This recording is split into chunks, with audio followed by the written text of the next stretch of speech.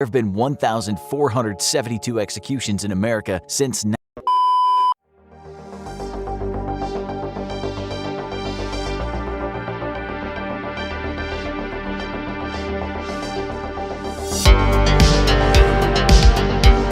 episode of Requiem Radio. We have a unique topic for the guests and for the audience for today. Science and religion typically aren't two topics that people believe to coalesce with one another. But here we have those who are not only devout in the word of the gospel, but to also the scientific method. In that pursuit, we find ourselves landing at the Shroud of Turin, one of the highly debated and possibly one of the closest articles to God. Understanding this much, the discussion is highly contentious and highly debated. With most of these type of subjects, there has been a demystification due to the dating. However, one of the bigger contentions have also been the inability to replicate how the Shroud of Turin was even formed. Today, we have here Luca, who will give us a more elaborate introduction as to his specialization on the subject matter, as well as a long-form introduction to fully who he is. Luca. My pleasure to be here. I'm Luca Cacciatore. I'm going to slightly augment that wonderful introduction that you gave me. I'm not a specialist on this by any means. I'm merely a journalist reporting on what other specialists have been able to muster over the years regarding the Shroud of Turin. But it was my pleasure last year to write an article about this for the April issue of Newsmax magazine. As I said before, I'm a journalist. I've since moved on from Newsmax and now work in Texas for Texas Scorecard, which does local politics here in Texas. But my sight is always set on religious issues, theology, grander political issues. So it was a pleasure to write the article, and I'm happy to share it with you guys. And it's a pleasure to have you on our show. One more thing, Luca. Where can the audience find you in your social media besides just Twitter? Well, you can go to my Twitter, and then I have a link tree, and then that links to basically everywhere you can find me.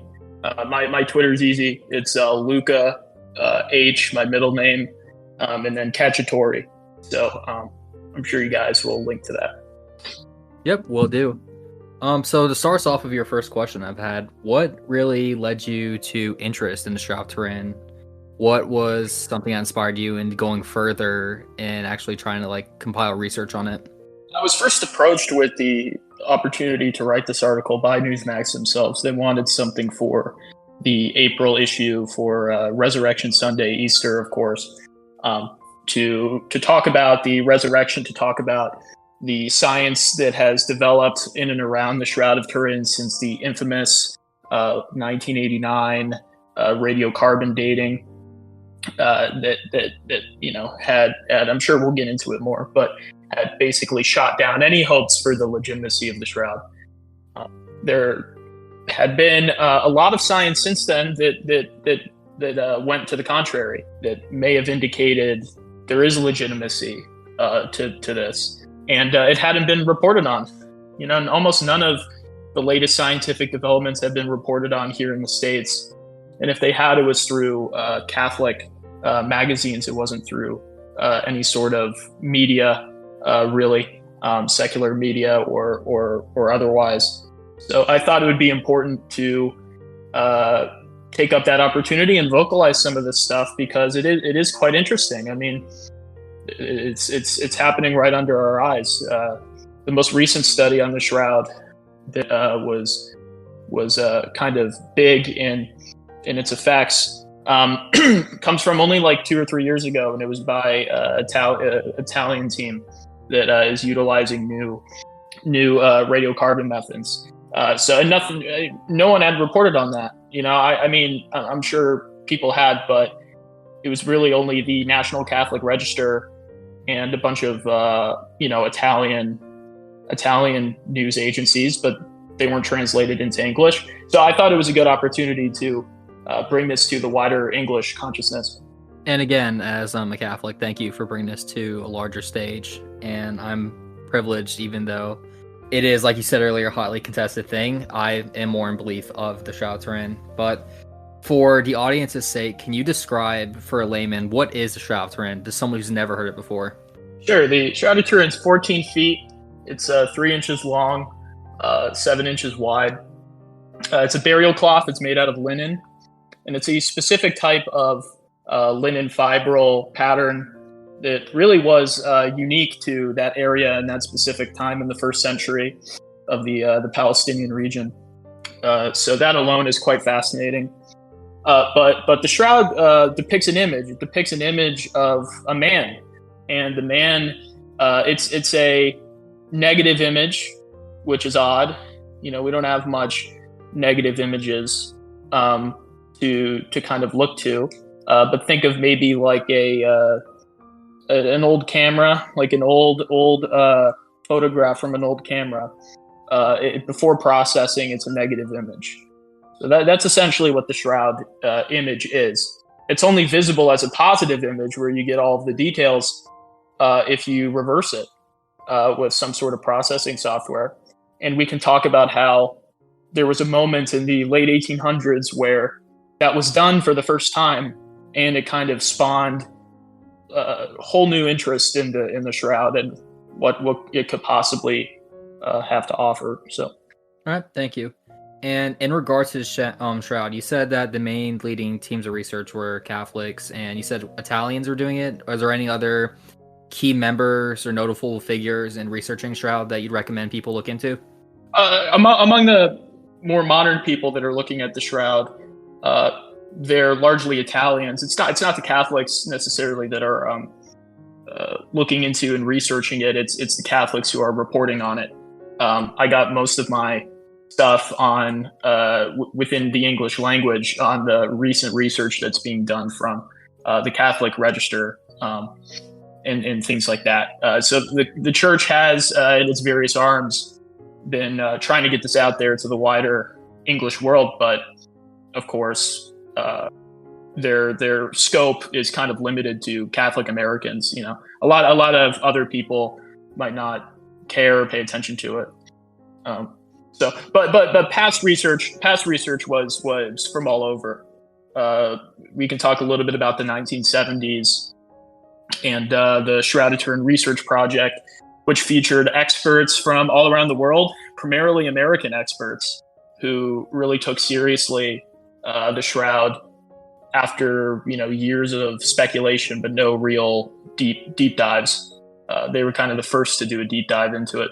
One of the people I believe to be an exceptional individual on the shroud is John Jackson, who ran a center for the shroud and potentially has some of the most detailed imagery about the shroud, studying a lot of the methods, including the entry areas of the wounds. So I found that to be quite interesting among some of the people who have been going into research, since the carbon method is possibly the hardest aspect to overcome. There's been things such as the way it's been folded, how that could be attached to certain cultures, or the type of material it's made out of. So all that is quite fascinating to me in terms of like not only people who have researched this, but the methodology in trying to indicate where it's from. Yeah, and that's what I was going to ask earlier, especially with the new research. What methods or technologies have been employed in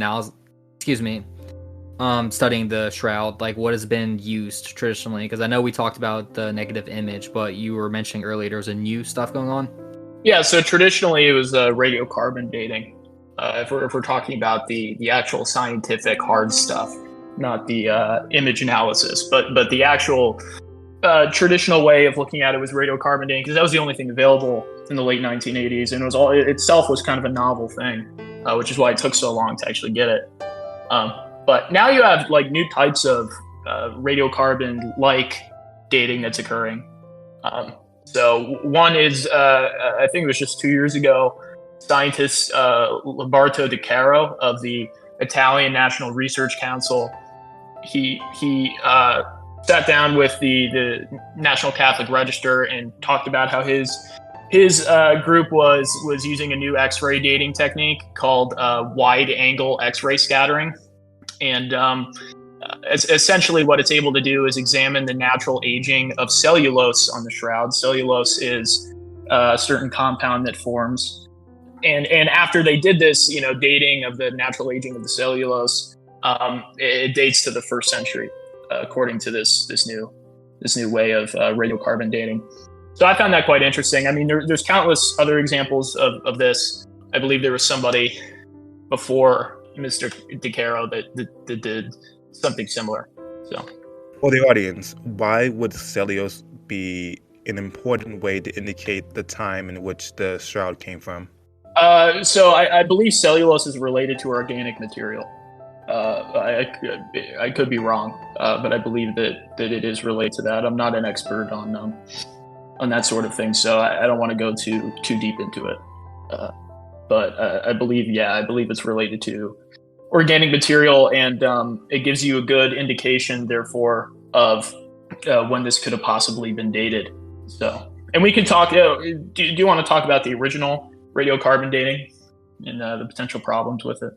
Absolutely. Yeah, I'd love to get I think into that. it's considered one of the biggest hurdles in the topic as it exists. I think it is extremely important to discuss what are the inaccuracies, but first, initially, just to get people up to date, what is carbon dating? I mean, carbon dating is probably needs an introduction in of itself. Sure. Radiocarbon dating, I mean, it's kind of self-explanatory. It's looking at, and I don't know how scientists do this, but it's looking at the carbon-14 molecules and where they date to based on their decomposition, and they basically compare the decay rate to standard decay rates of carbon-14 over time, and they're able to predict before it was decaying at the rate that it currently is. So I'm not, like I said, not an expert on any of the science involving this type of stuff, but I can give an overview of where it's happening and when it happened. And then in your particular field, I guess, to move over from that, what would you say is something that you find most enjoyable about this or most compelling in regards to the Shroud of Turin? Sure. I mean, the most compelling thing for me is how it relates to the resurrection. I mean, Paul says that our faith is in vain if not for the resurrection. And I believe that the Shroud of Turin is a potential key here. I think it is the closest we're going to get to naturalistic evidence of the resurrection. And that's a massive thing. No other religion can really say such a thing, except Christianity, if this is true. There were studies about exactly how the image got onto the shroud. The image is not paint. It's not really, doesn't seem to be organic, like body fluids or anything. It's a very faint image, but detailed image with 3D attributes to it. And it's only on the top layer of the fibrils, of the linen fibrils. It doesn't bleed through. Of the thousands, maybe millions of fibrils on the shroud, not one bleeds through. I mean, really incredible stuff. So how is this able to be replicated, and what exactly is this image? Well, I mean, there's a lot of theories about what it could possibly be, but there is some indication. There was an Eastern Michigan study that connected it to possibly possibly an X-ray, like an ancient X-ray image of some sort of radioactivity that occurred on the person associated with the shroud. And we can get into that a little bit as well if you guys want to talk about that. Does anyone do you have any thoughts on what I've said thus far? Yeah, I guess my one question would be, how would the shroud compare to, in your opinion, to other like historical artifacts? Because I know there's some groups that claim to have a thorn from the crown that Jesus wore on a cross, and there's other groups that claim to have like a cloth. But what makes this one to you think stand out even more? Is it just more the naturalistic evidence on it? There's really an abundance of evidence on this specific relic. I myself am a Protestant. I have no particular care for many of the supposed relics that are flaunted by the church. But this is totally different. I mean, there's so much detail and information within the image that would lead us to believe that it does have a 1st century origin. And we can get into some of that as well later on if you like to, but just the sheer amount of information on the image itself is incredible. Thank you. And we could get on to the next thing you want to expand on more about. Yeah, I wanted to go through a potential just timeline for people so they can kind of understand like where this thing came from. So there's the official timeline. We'll just start with the official timeline. The official timeline is that a French knight named Geoffroy de Charny, who, no slum, this guy's renowned. He fought during the 100 Years' War with the British. He was also involved in one of the last hurrahs of the Crusades, an expedition to the city of Smyrna. So he was a renowned and respected guy. And I mean, this is important, right? Because a lot of people attribute the shroud to be a forgery. Well, I mean, we're talking about a knight here. We're talking about a renowned knight who had a fief, who was respected by everybody seemingly at his time. Essentially, he had this thing. He had this shroud, and he displayed it in his fief in Leary. He started a kind of like college in the fiefdom, and it's unclear if it was displayed like at a church within the college or what. That's probably where it was. By the 16th century, it moved to Chambéry, so that's like the Savoy area of Italy. I guess on the border of Italy and France, and it was essentially gifted to the House of Savoy. So the rulers of Savoy got this, and there was a fire, and this fire damaged the outside of the shroud, and these damages are still here today. And this goes into what we can talk about a little bit later with why the X-ray is flawed. The damage that it took dates to around the 15th century. So that's why potentially the X-ray results were flawed. It's because they were looking at and doing radiocarbon tests from a part of the shroud that was last touched in the 15th century, of course. So point is, from here, after the damage that it received, the Duke of Savoy orders that the cloth be moved to Turin, and it's remained there since. It's been looked at by the Church. The Vatican has at points taken it for itself, but it's still, I believe, in Turin. So that's the official timeline. And then you said the debate intensified again around 1988 with the whole radiocarbon stuff going on. And then today. Well, even before that, in 1898 is when we get the renewed interest in the shroud. I mean, it's at Turin forever. People just think of it as, another relic, another Catholic relic. There had been some like intermittent interest, but nothing significant. And it's understandable why. I mean, the shroud without the technology to invert the image is really not compelling. It just kind of looks like something anybody could do. It's not detailed at all. But it's actually a photograph from Secondo Pia in 1898, this photographer guy, where, new technology at the time, the shroud had never had a picture taken of it, at least a recorded picture taken of it that we know of. Pictures at the time, I talked about this a little bit earlier, pictures at the time inverted when you would first take the picture. So if it was a negative image, it would come out a positive image. If it was a positive image, it would come out a negative image, and then you would have to process it, and then you can, and then it becomes the desired image result. Well, when Pia takes a picture of the shroud, it comes out as a positive image. It doesn't come out as a negative image, and just so much detail is visible from this picture that people hadn't noticed before. So you just have such a renewed interest now in what this is. Why is this thing a negative image? And like, why is there all this like detail that we hadn't noticed for hundreds of years? And so you just have tons of speculation after that into the 20th century. But it really isn't until the Shroud of Turin research project with Mr. John P. Jackson that we were talking a little bit about before, that the modern timeline of the shroud as a scientific endeavor really begins. Hazy, do you want to add on to any of that as well? One moment. No, I'm quite all right.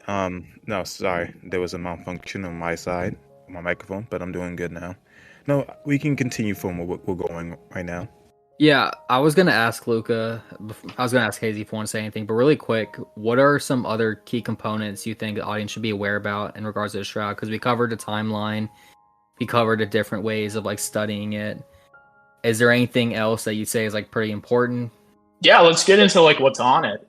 So what's on it is fascinating. There are observable pictures of various fauna that date to the first century. There is potentially a picture of so when people would die at the time, they would place coins over the eyes. I'm unsure exactly why they did this. I'm sure it had to do with like the decay or something of the body.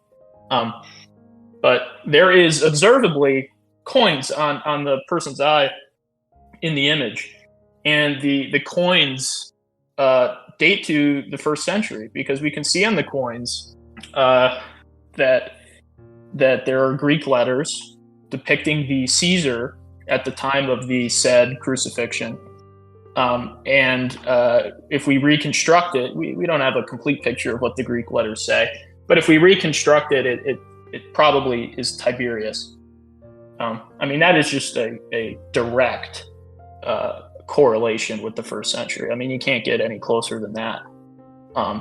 But the image itself, I mean, it's just so fascinating. The depictions of blunt trauma, the fact that the way that he is crucified was done in such a way that was unbeknownst to the 12th century or the 13th century when this thing was supposedly artificially created.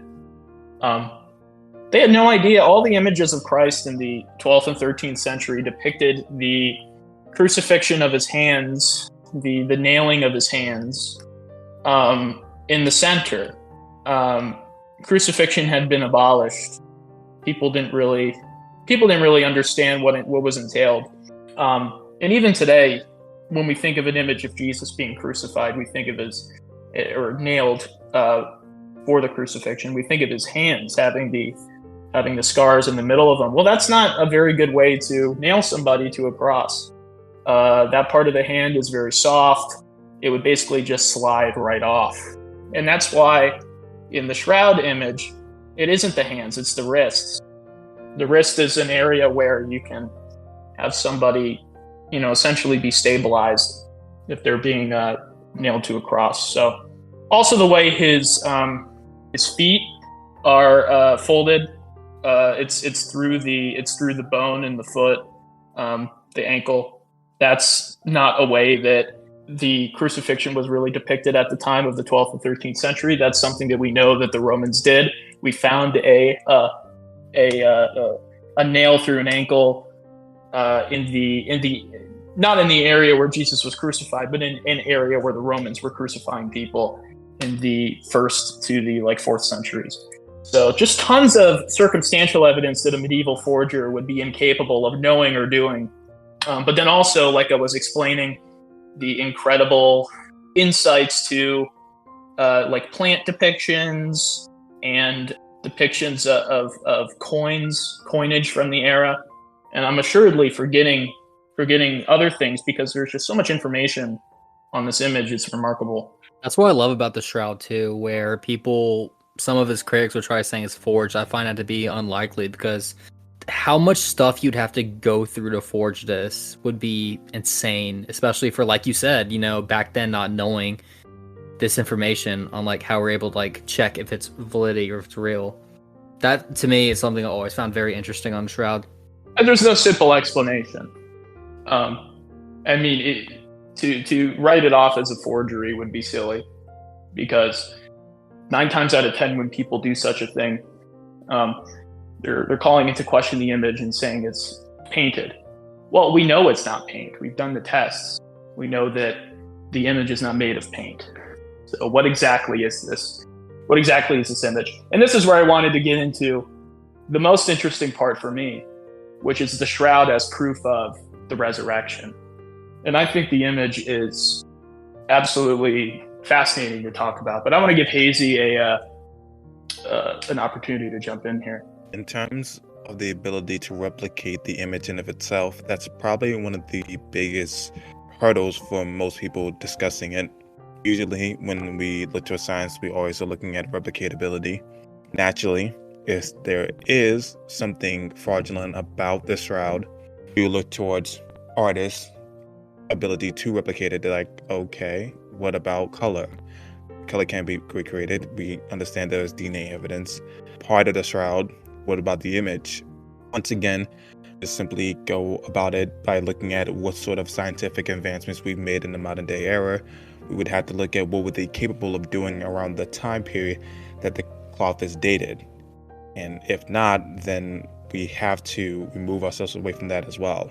Due to the accessibility of resources as well as how the body is positioned, there isn't anything, at least currently I've seen, through extensive documentaries that have discussed this topic at large, including the BBC's discussion on the Shroud of Turin. There hasn't been anybody in recent years been able to show an ability to replicate what has been informed to us through any sort of artificial means. So that inaccessibility of that ability to even show that the shroud is fraudulent or phony or fake seems to strongly indicate to us that there is an event that did occur. Now it's all about discussion to, at the very least, center around when it occurred. Exactly, and like what Luca said earlier about the coins that look like the Roman Emperor Tiberius, that would be, I say, a very strong case in the favor, because, like, hey, it shows you what century it was in. It shows you the Roman Emperor at the time. But Luca, if you'd also want to comment something, and then we could go into the crucifixion and resurrection. Sure. I had the amazing opportunity to talk with Dr. Gary Habermas of Liberty University, who informed me of a lot of the modern studies that are going on with the shroud. Habermas just recently came out with the first of his 4-part evidences for the resurrection and case for the resurrection series. I mean, this is like 50 years in the making, and this guy is the leading resurrection studies scholar that there is. And he turned me on to some extremely interesting studies. Most of them date to the 1990s in the Midwest of studies of the X-ray of the image of the shroud potentially being an X-ray image. And we can talk about that if you want to. That's one of my favorite things to talk about. No, by all means, this is your episode, Luca. You can talk about whatever you want. I'd be interested to hear what you have to say. Sure. Okay, cool. Let's do that. So, so Eastern Michigan chemistry professor Giles Carter, he proposed in the 80s that the image could have been the result of an X-ray phenomenon. And more than a decade later, Thaddeus Tren of the University of Toronto, he flirted with the same idea. So this is a quote actually from Habermas, which kind of summarizes their findings. Carter, who is the first guy, actually says in this one article, I can think of 3 things that would make a body radioactive. This guy could have lived in a cave, and the cave, unbeknownst to him, could have had radioactive material in the cave. The guy could have eaten certain plants like lettuce or things that grow in the ground, and the ground could have had radioactive qualities to it. But if it's not one of those, my third reason is religious. So that's like what Carter said in his findings. So like let's go through the probability of these things. A guy living in a cave his entire life and not dying despite all of the radioactivity that would have been present. A guy who, I guess, spent his entire life eating plants that were on top of a radioactive cave. I mean, these just seem entirely unlikely. So his third reason that he proposed was religious. And that's coming from the assumption, of course, that the shroud is an X-ray image. It's not obvious that it is, but there's a lot of factors that would lead you to that conclusion. The fact that it's, of course, a negative image, and it's only after you revert it that it becomes a positive image, would be one of the indicators. The fact that it's not paint, right? So this study was done under the assumption, I believe, that it was an X-ray image. So a lot of the common myths we already talked about were, the painting one, the forgery. What are some other things we haven't touched on that you see as being a misconception regarding Shroud? There's a lot of misconception. Writing off the so we can talk about the late '80s study, which kind of has been the favorite among skeptics.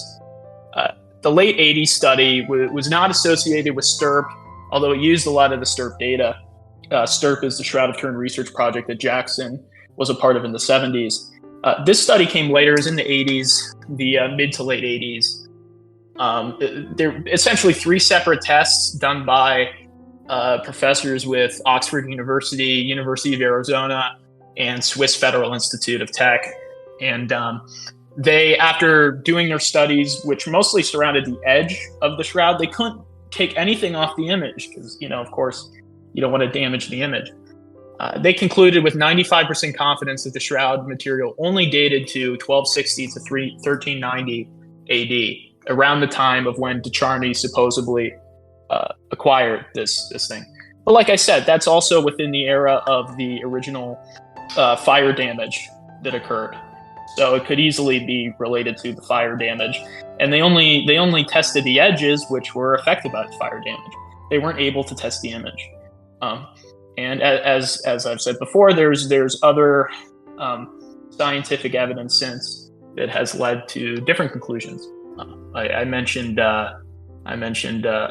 DeCaro, but also there's research in the Consiglio Nazionale delle Ricerche. You gotta excuse my Italian. I know I am myself Italian, but I don't know great Italian. Hey, you're saying it a lot better than we could. I'll tell you that, Luca. The National Council of Research. Right here, there you go. That's a good way to pronounce it. There's been studies since that have gone in the other direction that have indicated that it is from the 1st century, and those are not those do not focus entirely on the edges of the shroud. Those are things that incorporate other things within the shroud, like the cellulose, which could be related to the image of the plants on the or the depiction of the plants on the image. So, and how would you say, I guess going back to a point earlier into resurrection, would you say this for the audience is in favor of? Right. Well, I kind of went over how if this is an X-ray image, which it seems like there's good reason to assume, although it's not definitive, there's good reason to assume it could be. Well, then how did the X-ray image get there? And I explained how the Toronto and Eastern Michigan professors came up with some reasons of how it could possibly get there, but they seem highly unlikely. I mean, these are stretches.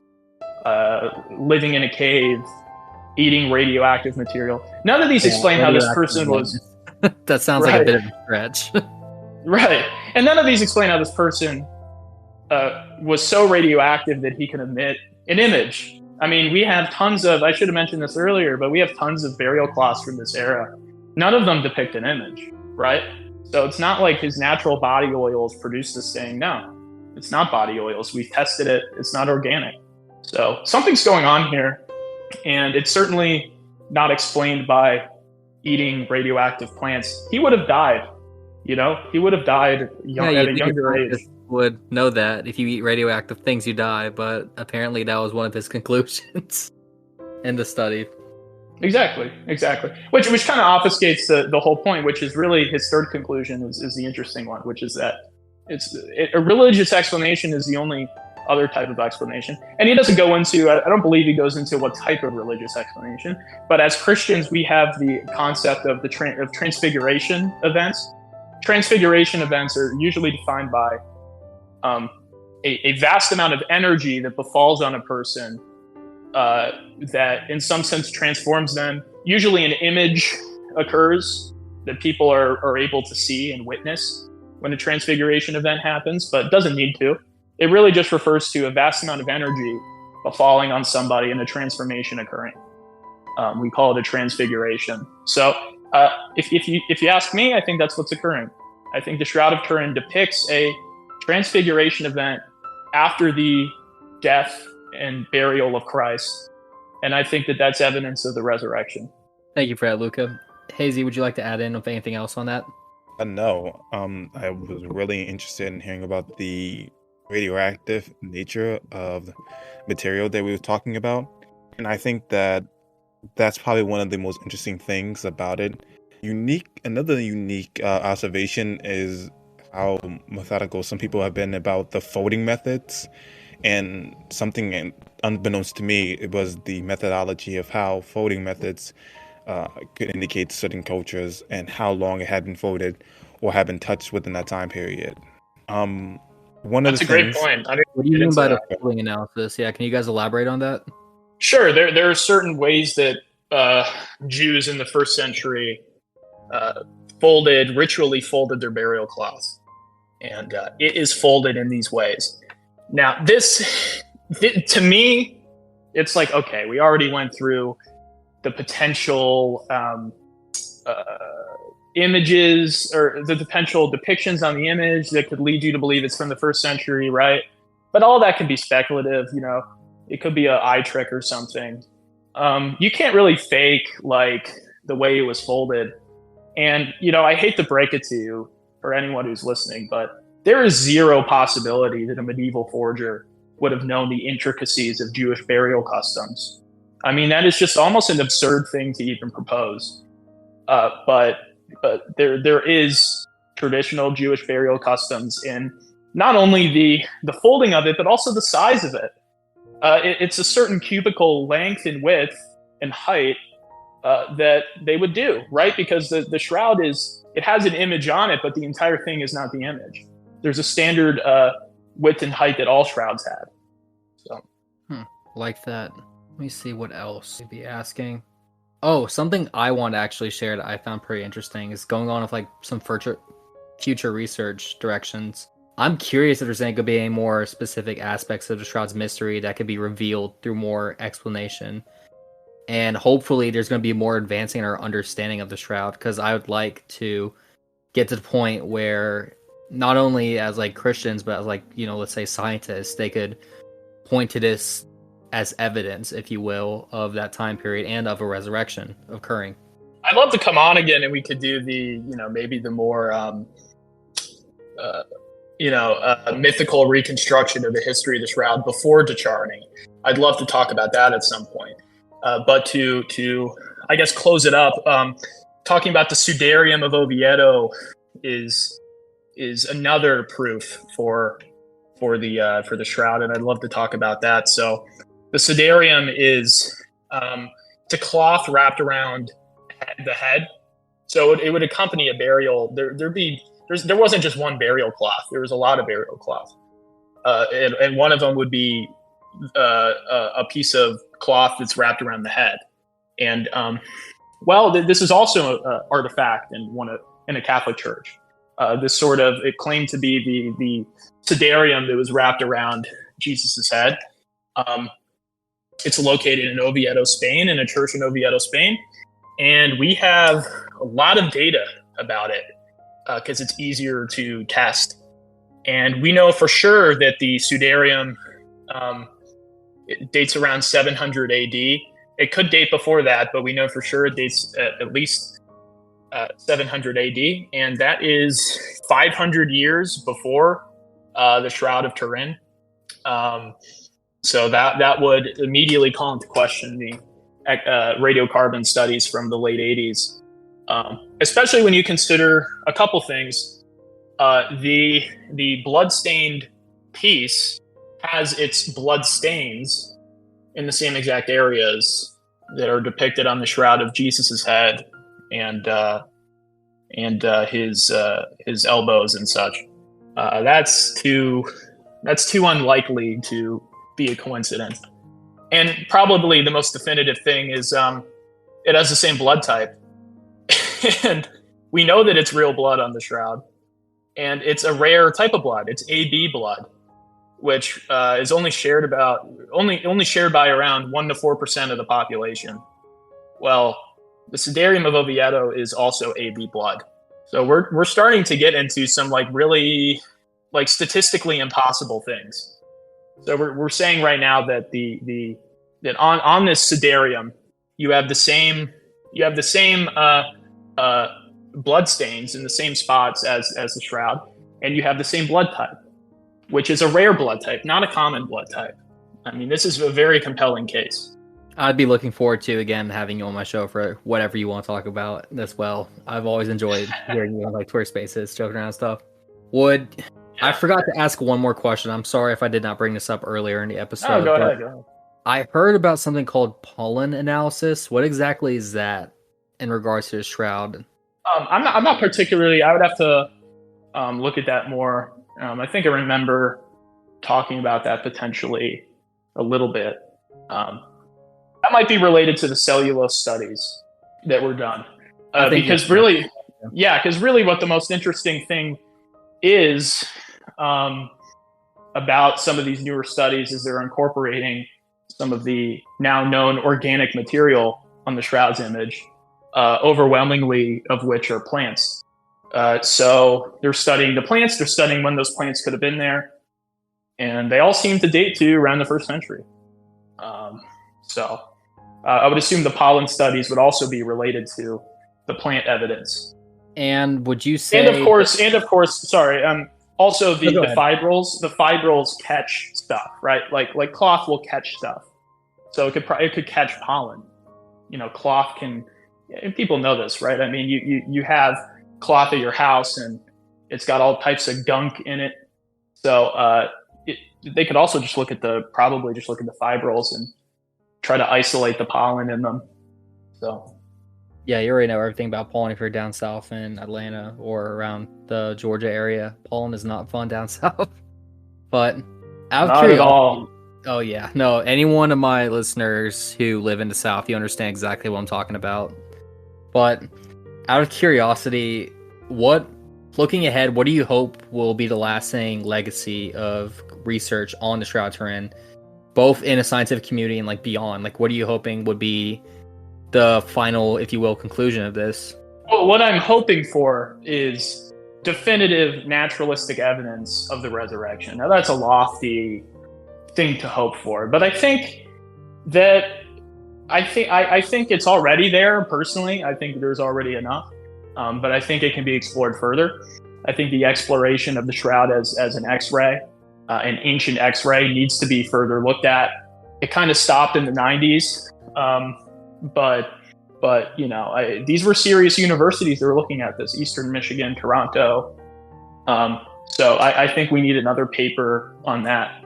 I would be looking forward to something like that, and I'd love to report on it if it ends up happening. Yeah, I'd really love you to be back and reporting that again too. I think that'd be amazing. But I'd have to think what else. Hazy, do you have anything else? One of the things I thought was interesting to talk about was, well, people who have been in possession of the shroud. One of the people who Jeffrey Deshawn found out that one of the people who possessed the shroud was one of the descendants of the Crusade. Yes, that's the charming. And I wanted to, I kind of alluded to there being a more, niche story to the origins of the shroud a little bit at the beginning. I'd love to come on again and talk about that, because it does not start with the Shroud.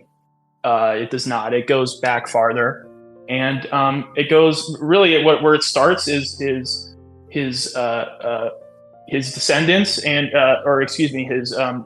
his ancestors. So Descharnes' uncle was a Knights Templar, and he was involved in the siege of Constantinople, where there were rumors of not rumors, kind of like definitive proof that there was a image of Christ in one of the churches in Constantinople. So anyway, I'd love to talk about that more at some other time.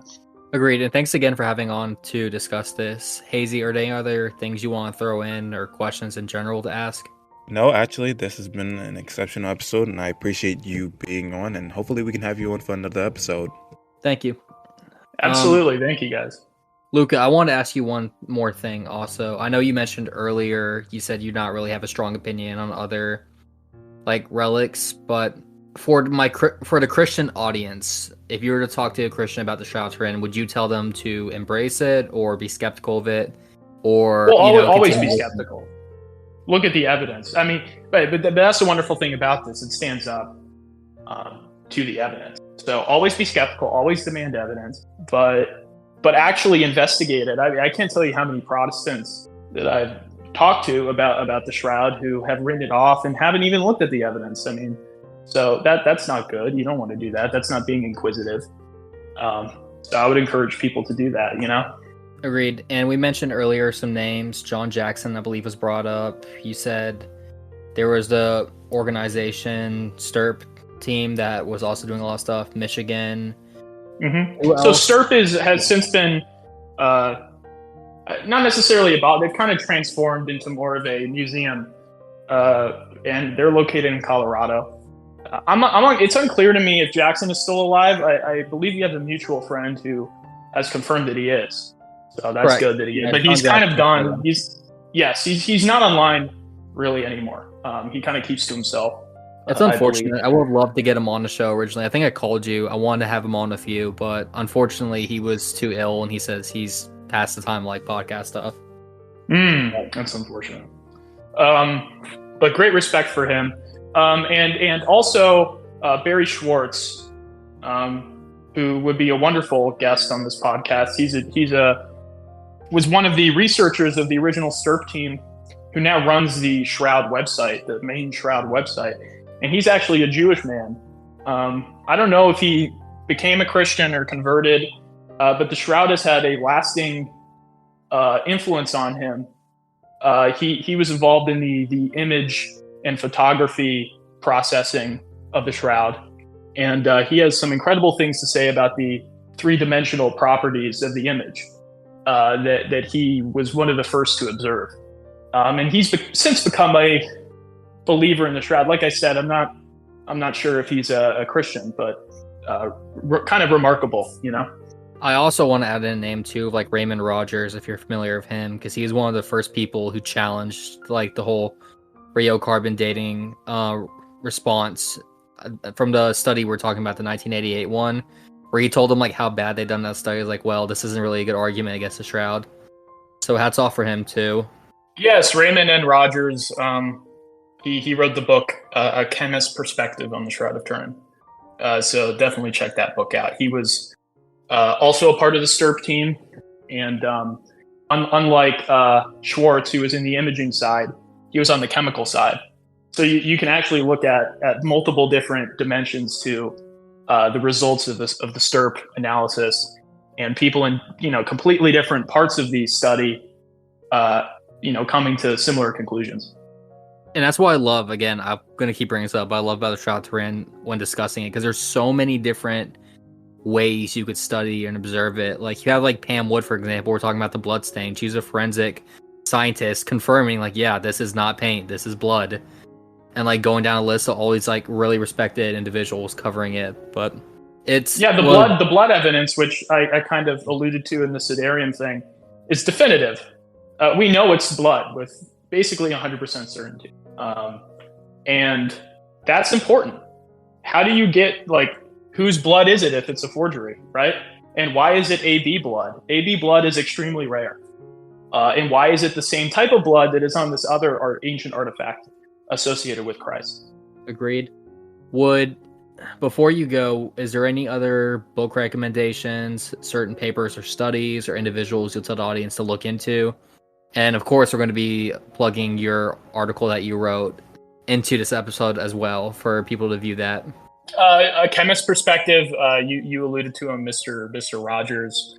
The National Catholic Register has done a fantastic job on reporting on this stuff, on the latest stuff that happens. And then I would also like scour the internet for like studies, because there's like scientific studies on this. Ian Wilson, we can talk a little bit more about the kind of like history of the Shroud, but Ian Wilson has been big on reconstructing the history of the Shroud. He connects it to potentially the image of Edessa, which dates in the first 5 centuries of Christianity. So Ian Wilson's stuff is really interesting. I would check him out. if you're interested in the kind of like niche like history.